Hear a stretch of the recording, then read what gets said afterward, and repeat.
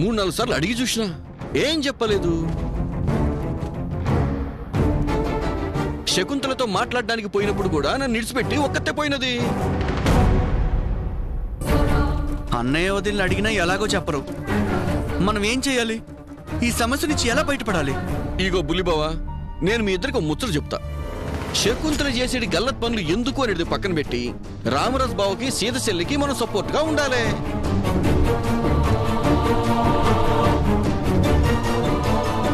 మొన్నట్లే కాకుండా మనందరం కలిసి ఒకటే మాట మీద ఉంటే వాళ్ళకి జరగదు ధైర్యంగా ఉంటది. ఏమంటారు? కరెక్టే రాజు, మనందరం కలిసికట్టుగా ఉంటేనే ఆ శకుంతలను ఎదిరించొచ్చు. గది ముచ్చటంటే. అవునన్నయ్య.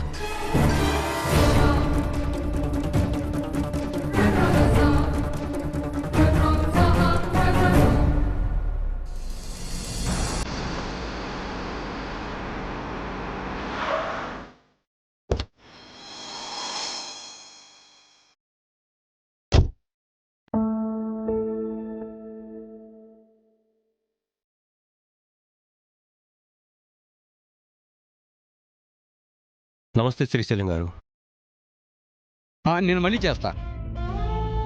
కూర్చోండి రామరాజు గారు, కూర్చోండి.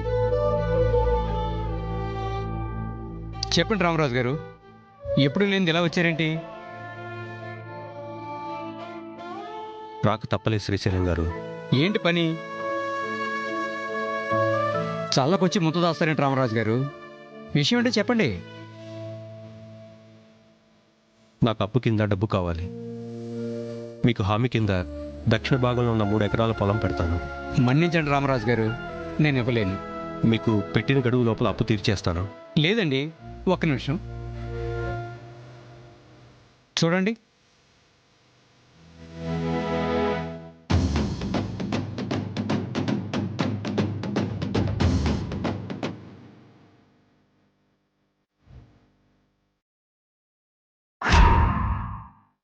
ఆ నోటీస్ చూశాక ఆస్తి కాగితాలు పెట్టుకుని మీకు ఎలా అప్పివ్వమంటారు?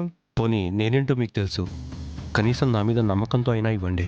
క్షమించండి, మీ మీద నమ్మకం ఉన్నా శకుంతలాదేవి గారిని ఎదిరించే ధైర్యం నాకు లేదు.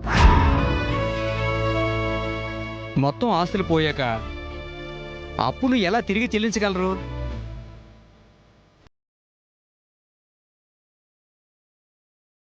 వస్తానండి.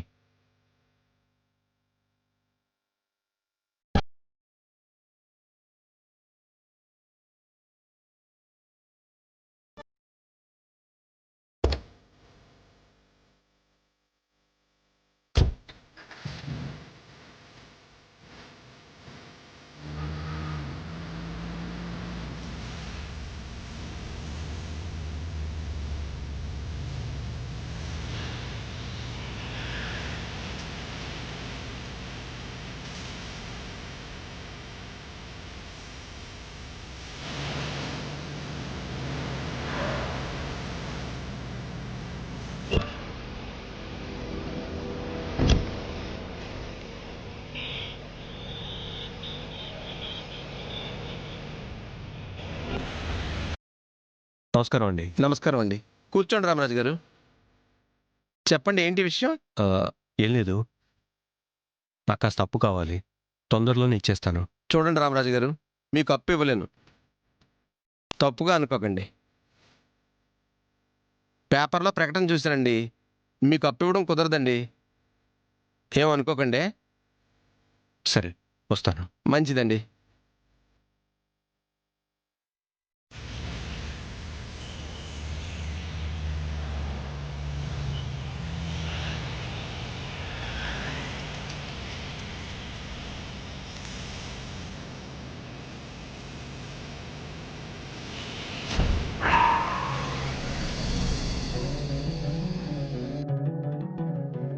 నమస్తే అండి. రండి రామరాజు గారు, కూర్చోండి. చెప్పండి, ఏంటి ఎలా వచ్చారు? ఏం లేదండి, నాకు కొంచెం అప్పు కావాలి. ఒక 6 నెలల్లో తిరిగి ఇచ్చేస్తాను. పేపర్లో మీ పేరు మీద ప్రకటన చూసాము, మీకు అప్పు ఇవ్వలేమండి.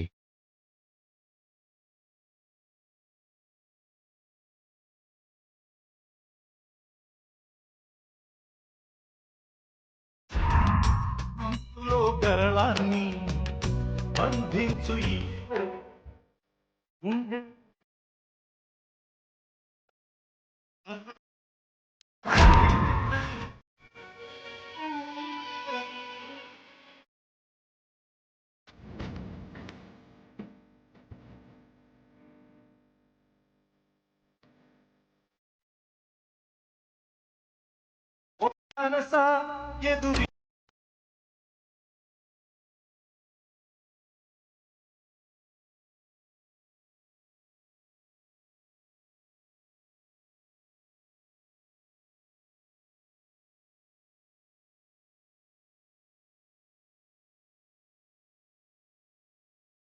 ఎందరికీ ఆశ్రయము అందించిన నీ గుండెల్లో చోటింత మిగిలు.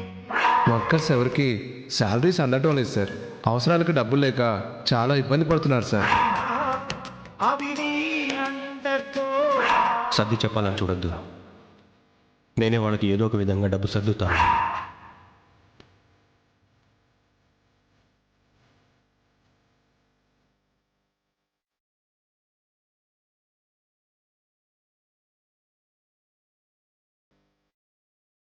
ఉన్న ఈ కొంచెం కూడా ఇచ్చేస్తే మనం ఎక్కడ ఉంటాం, ఏం తింటాం?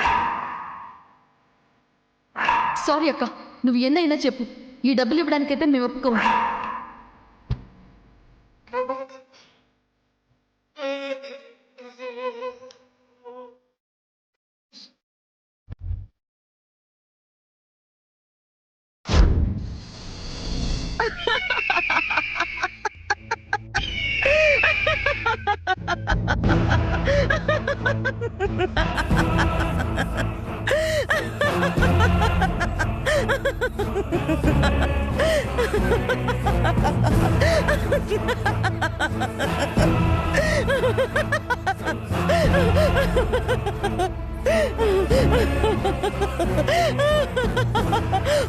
రామరాజు టోటల్ కుటుంబంతో అప్పు కోసం దీనంగా చేతులు చాస్తూ వాళ్ళు ఇవ్వము అని చెప్పినప్పుడు దిగజారిపోయిన తన గతాన్ని తలుచుకొని బాధని దిగమింగుకొని ఆశ చావక ప్రయత్నం చేస్తూ ఉంటే నా మనసు ఆనందంతో పొంగిపోతుంది లాయర్ గారు. మీరు నాతో ప్రకటన ఇప్పించటంతో అది రామరాజు గారికి శాపంగా మారిందమ్మా. అప్పుడే ఏమైంది లాయర్ గారు? రామరాజు మాత్రమే కాదు, అతని కుటుంబం అంతా దిగజారిపోయేలా చేస్తాను. ఎక్కడ అప్పు పుట్టదు, ఎవ్వరూ సహాయం చేయరు. 10 మందికి అన్నదానం చేసిన ఆ చేతుల్నే అడుక్కు తినే స్థితికి తీసుకొచ్చాను. రామరాజు నా కాళ్ళ దగ్గరకొచ్చి క్షమాపణ అడిగి తీరాలి. మీరనుకుంటే సాధ్యం కానిదేముంది మేడం.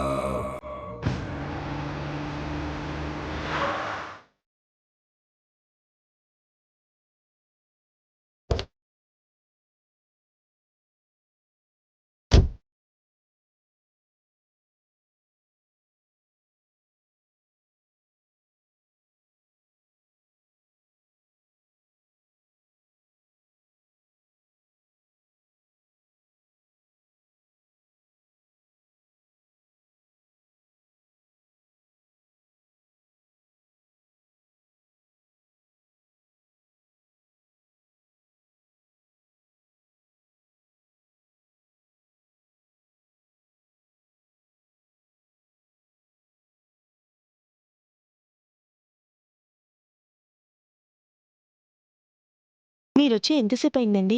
ఇప్పుడే వచ్చాను సీత. వెళ్ళిన పని ఏమైంది?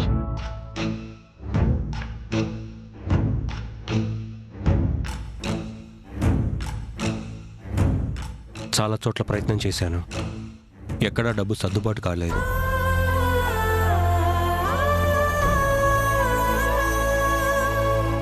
అదేంటండి?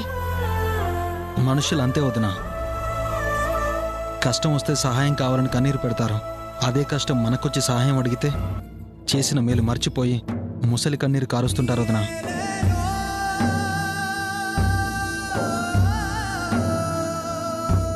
బావా దునియా మాస్తు గలీజ్ అయిపోయినది. ముందుగా ఒక మాట వెనకొక మాట. ముందేమో పని చేయించుకుంటారు, పని అయిపోయినాక నీ లెక్కెంత అని చిన్న చూపు చూస్తారు.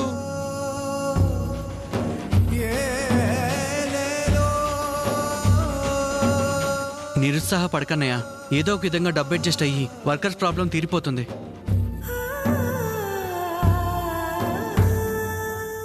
డబ్బెలా అడ్జస్ట్ అవుతుంది?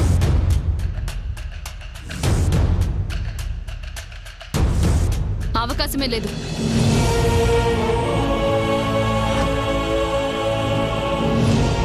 ఎంత ప్రయత్నం చేసినా రూపాయి కూడా అప్పు పుట్టదు.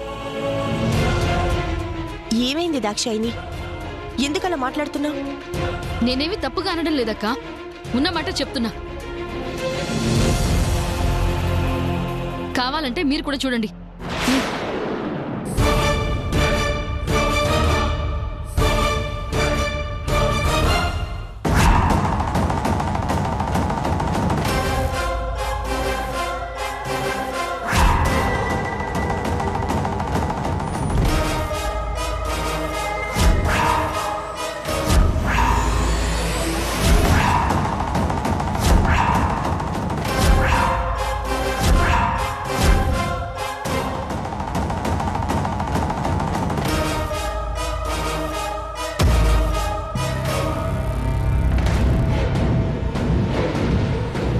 అనయ్య, ఆ శకుంతల చాలా ఓవర్ చేస్తుంది.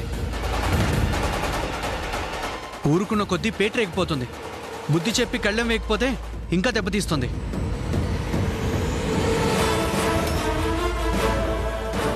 ఎలా బుద్ధి చెప్తావు నాని? మన ఆస్తంతా ఆమె చేతిలో ఉంది. మనల్ని బజార్ కీడ్చాలని కంకణం కట్టుకుంది. పరువు కూడా తీయాలని నిర్ణయించుకున్నట్టుంది. అందుకే ఇదిగో ఇలా పేపర్లో ప్రకటన వేయించింది.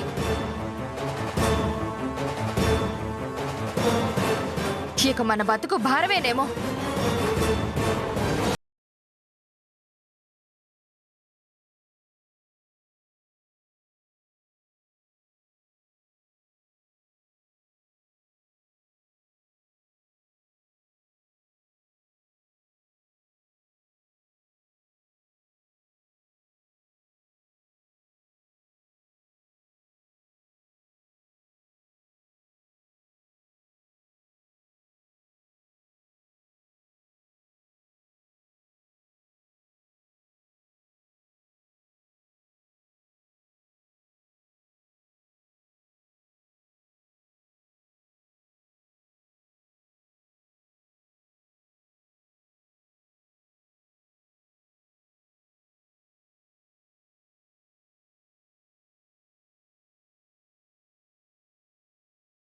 లేదు ఇప్పుడు.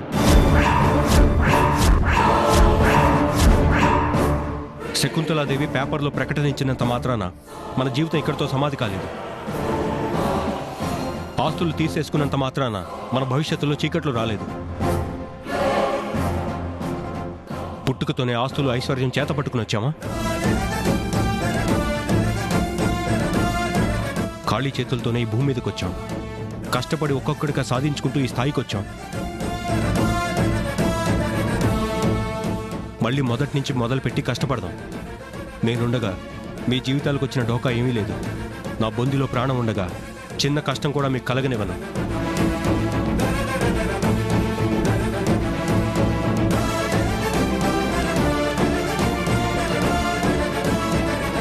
ఇప్పటిదాకా ఎలా ఉన్నారో ఇక ముందు కూడా అలాగే ఉంటారన్న విషయం గుర్తుపెట్టుకోండి.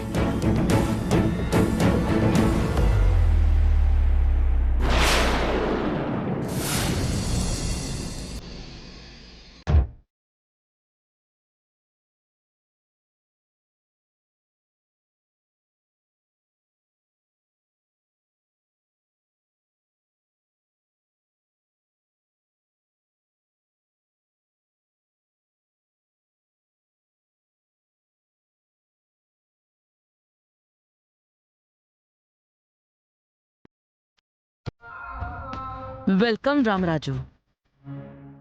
వెల్కమ్.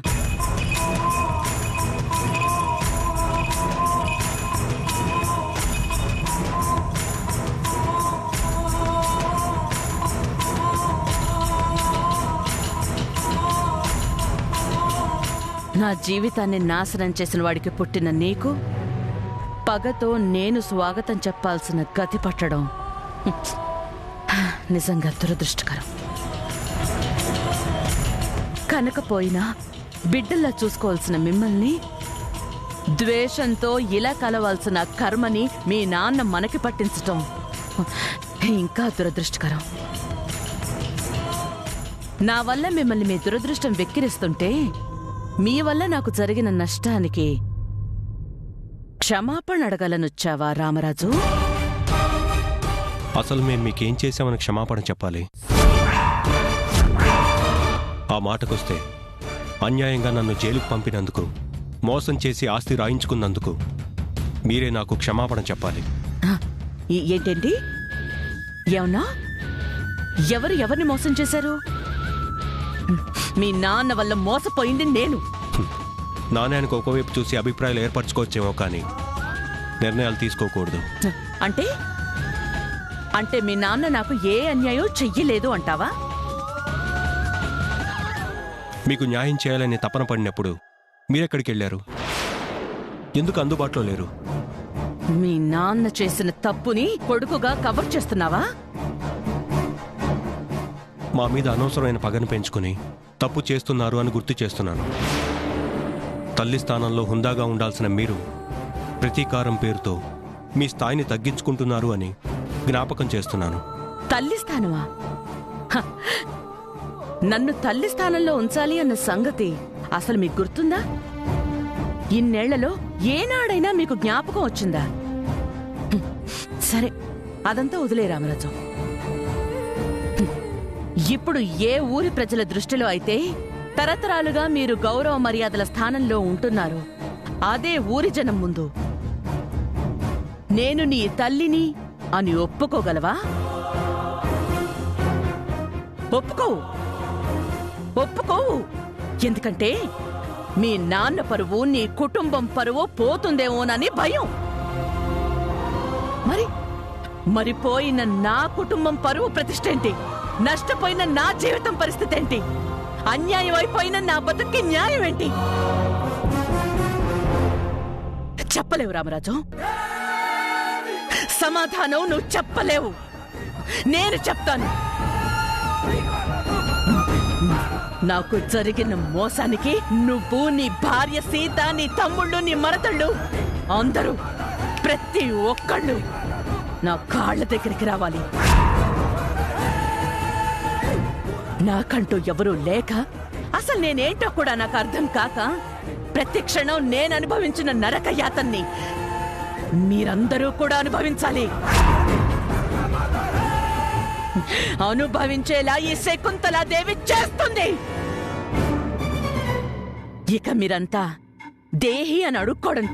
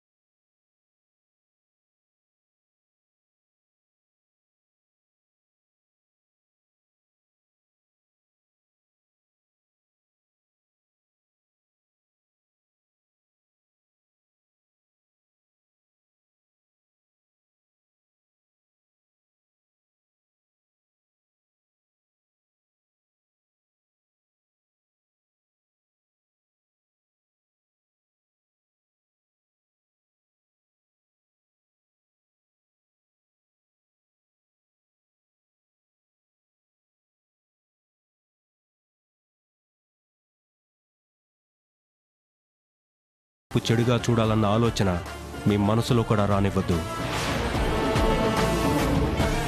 వాళ్ళకి కష్టం తేవాలని ఎవరు అనుకున్నా సరే, తల్లి స్థానంలో ఉన్న మీరైనా సరే, నేను సహించను. ఏంటి బెదిరిస్తున్నావా? ఏం చేస్తావు? సహించక ఏం చేస్తావు? నా పగ కోసం నేను అనుకున్నది చేసే తీరుతాను. నీ భార్య నా కాళ్ళ దగ్గరికి రప్పిస్తానని చెప్పాను, రప్పించాను. అదే గతి నీకు కూడా పట్టిస్తాను.